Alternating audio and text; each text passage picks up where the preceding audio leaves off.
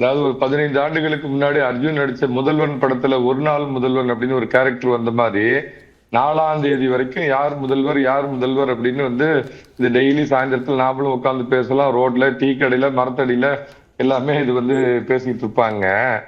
இப்ப எனக்கு முன்னாடி பேசின நண்பர் ஒண்ணு குறிப்பிட்டு சொன்னாரு. அவர்கிட்ட ஒரு முக்கியமான 2 ஷார்ப்பான கேள்வி கேட்கிறேன். 2021 திடீர்னு Mercedes Benz, BMW, Rolls Royce உலகத்துல இருக்கிற விலை மதிப்பு மிக்க கார் எல்லாம் வச்சிருந்த விஜய் திடீர்னு கருப்பு சைக்கிள் எடுத்துட்டு ஓட்டிட்டு டொயின்னு போனாரு. அப்ப என்ன மாதிரி முட்டாள்களுக்கு எல்லாம் அதுக்கு என்ன சமீட்சை அப்படின்னு புரியல. ஆனா அவருடைய அறிவு சார்ந்த ரசிகர்களுக்கு புரிஞ்சது அவரு திமுகவுக்கு தான் ஆதரவு தெரிவிக்கிறார் அப்படின்னு. அவருடைய அந்த சமீட்சையை புரிஞ்சுக்கிட்டு அவங்க எல்லாம் திமுக ஓட்டு போட்டிருப்பாங்களா, இல்ல விஜய் குடிச்ச சமீட்சை அவங்களுக்கு புரியாம அவங்க எல்லாம் அதிமுக ஓட்டு போட்டிருந்தா அதிமுக ஆட்சி 3வது முறை வந்திருக்குமே சார். அதிகம் வேண்டாம், 5% வச்சுக்கோங்க. விஜயோட சமீட்சையை புரிஞ்சுக்கிட்டு அவங்க எல்லாம் அதிமுக ஓட்டு போட்டிருந்தாங்கன்னா அதிமுக வெறும் 3% ஓட்டுல தானே போன தடவை தோத்து போச்சு. அதிமுக திரும்ப ஆட்சிக்கு வந்திருக்கலாமே. அது அடிப்படை இல்லாத அவருடைய விருப்பத்தை அவர் சொல்றாருன்னு தான் நான் பாக்குறேன். நான் அடுத்த முக்கியமான கேள்வி கேட்கிறேன் சார்.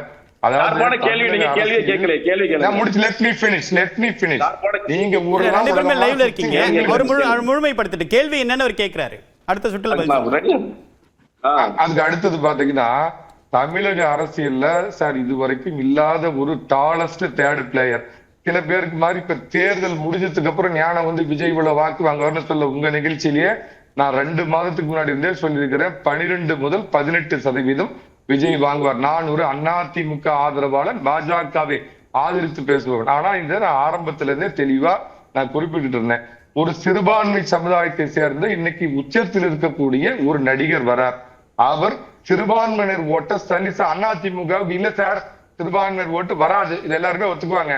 அப்ப சல்லிசா வாங்கிட்டு இருக்கிற சிறுபான்மையினர் ஓட்டுல ஒரு டென்ட குறிப்பா திரு மணிகண்டன் இப்ப ஜெகதீஸ்வரன் பேசும்போது ஒரு விஷயம் சொன்னார். நான் நிறைய பேர்கிட்ட பேசினேன், அதுல பெரும்பாலும் கடந்த முறை அதிமுகவுக்கு வாக்களித்தவர்கள் இந்த முறை விஜயை தேர்வு செஞ்சிருக்காங்க அப்படின்னு சொல்லிட்டு நீங்க எந்த ஃபேக்டரை குறிப்பிட்டு சொல்றீங்க? எதன் அடிப்படையில சிறுபான்மையினர் வாக்கு மட்டும் சொல்றீங்களா இல்ல வேற ஏதாவது ஃபேக்ஷன் சொல்றீங்களா? நான் இப்ப இவ்வளவு நேரம் சொன்னது நீங்க தெளிவா புரிஞ்சுக்கலன்னு நினைக்கிறேன்.